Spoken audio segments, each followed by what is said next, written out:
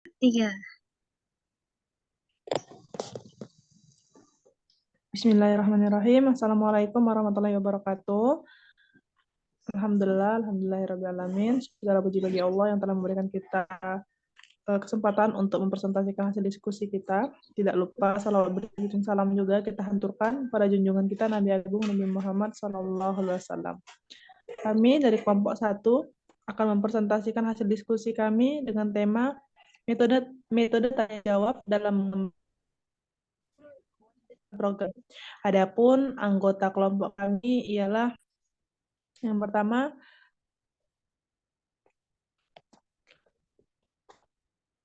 Ayu Dwi Putri, Ayu Lestari, Devina Adelia Putri, Zahratun Jayanti, saya sendiri Yudana, Fadil Anissa, dan Marsha dan juga Maharani. Lanjut untuk penyampaian materi yang pertama akan disampaikan oleh Ayu Lestari. Kepada Ayu dipersilakan. Baiklah, terima kasih moderator. Di sini saya akan menjelaskan mengenai hakikat metode tanya jawab.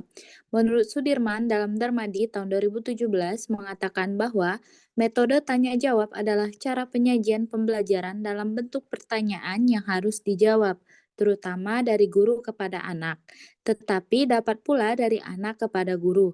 Penggunaan metode ini dengan baik dan tepat akan merangsang minat dan motivasi anak dalam belajar.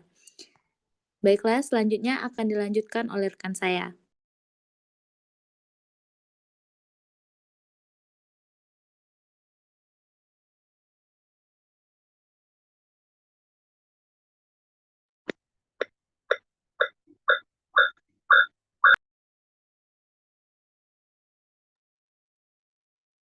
Baiklah, di sini saya akan melanjutkan materi mengenai tujuan metode tanya jawab.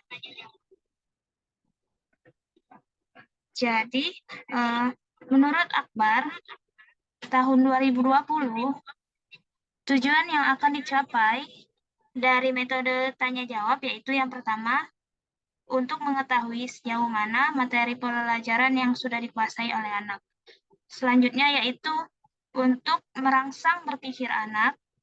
Dan yang terakhir yaitu memberikan kesempatan kepada anak untuk mengajukan pertanyaan mengenai masalah yang belum dipahaminya.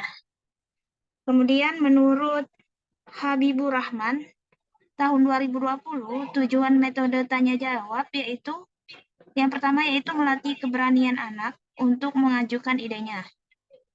Yang kedua yaitu melatih keberanian anak untuk bertanya apa yang tidak dipahaminya. Yang ketiga yaitu melatih anak untuk bertutur dengan intonasi yang baik. Yang ketiga yaitu mengembangkan kosakata dan pembendaharaan kata. Yang kelima yaitu melatih anak untuk menghargai pendapat orang lain. Dan yang terakhir yaitu melatih anak untuk mau mendengar atau menyimak pertanyaan maupun jawaban orang lain. Sekian, saya kembalikan kepada teman saya. Terima kasih.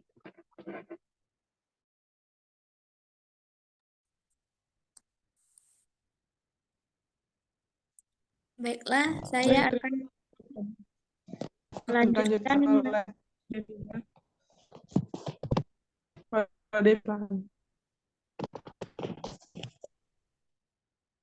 Baiklah, adapun tahapan penggunaan metode tanya jawab untuk anak usia dini, ada beberapa langkah penggunaan metode tanya jawab, yaitu yang pertama merumuskan tujuan tanya jawab sejelas-jelasnya dalam bentuk tujuan khusus dan berpusat pada tingkah laku anak.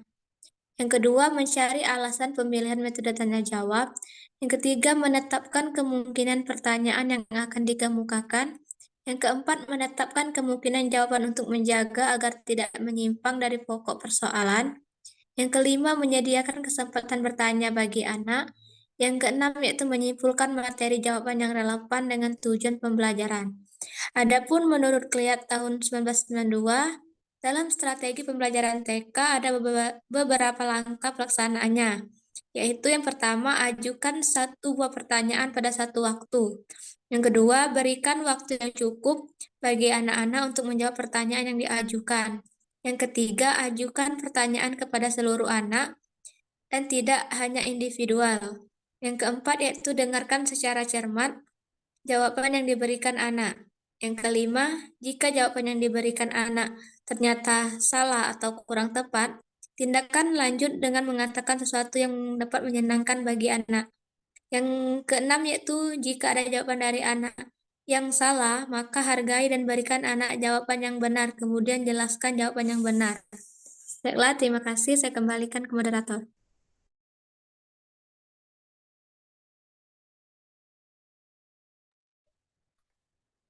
Baiklah, di sini saya akan melanjutkan tentang kelebihan metode tanya jawab.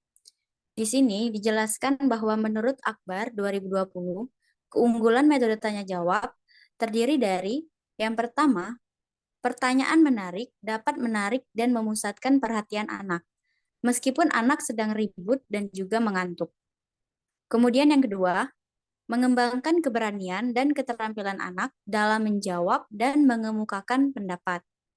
Kemudian yang terakhir, merangsang anak untuk melatih dan mengembangkan cara berpikir dan daya ingat. Baiklah, itu saja dari saya. Dilanjutkan oleh rekan saya.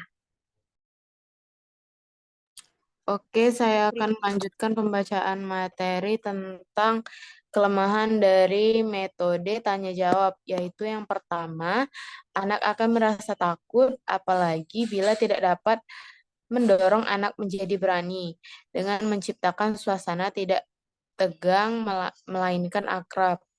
Kemudian, tidak mudah untuk membuat pertanyaan sesuai dengan tingkat berpikir dan mudah dipahami anak. Kemudian yang ketiga yaitu waktu sering terbuang. Terutama anak tidak dapat menjawab pertanyaan sampai 2 atau 3 orang. Kemudian yang keempat, jumlah anak yang banyak tidak mungkin cukup waktu untuk memberikan pertanyaan kepada setiap anak.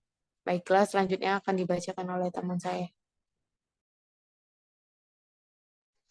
Baik, terima kasih kepada Saudari Maharani.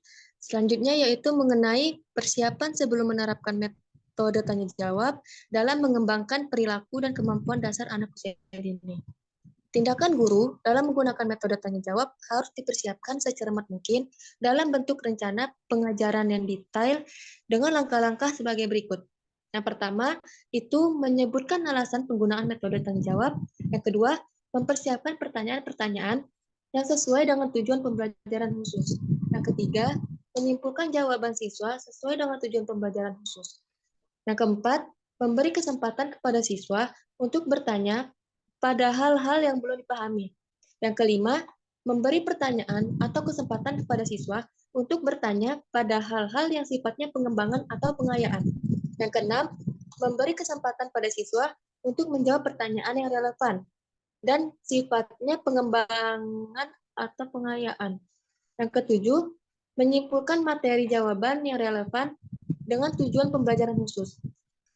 Dan terakhir atau yang kedelapan yaitu memberi tugas kepada siswa untuk membaca materi berikutnya di rumah dan menulis pertanyaan yang akan diajukan pada pertemuan berikutnya.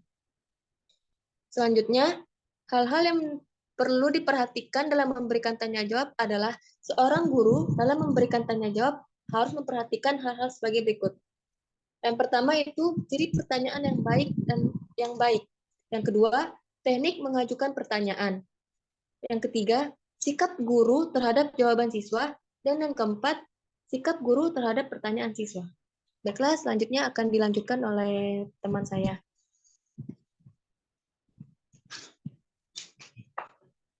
Baik, slide selanjutnya contoh metode tanya jawab dalam mengembangkan perilaku dan kemampuan dasar anak usia dini.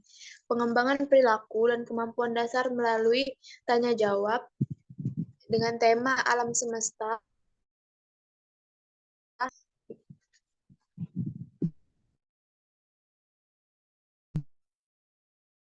Kabarnya baik semua ya. Nah, anak-anak, hari ini kita akan belajar mengenai udara. Ada yang tahu apa itu udara? Kira-kira udara itu dingin atau panas ya?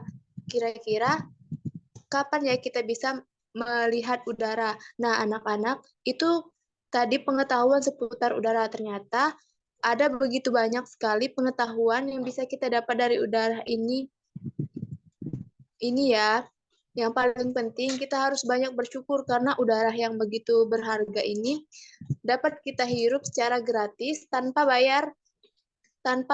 Coba kalian pikirkan, gimana kalau setiap hari kita menghirup udara harus berbayar? Pasti uang kita akan habis hanya untuk membayar udara kan? Maka dari itu, mulai sekarang kita harus banyak bersyukur dengan cara menjaga udara kita tetap bersih. Kira-kira apa ya yang kita bisa lakukan untuk menjaga udara kita agar tetap bersih? Nah, mulai sekarang, mari kita menjaga agar udara kita selalu bersih. Sekian penjelasan saya, kembali ke moderator.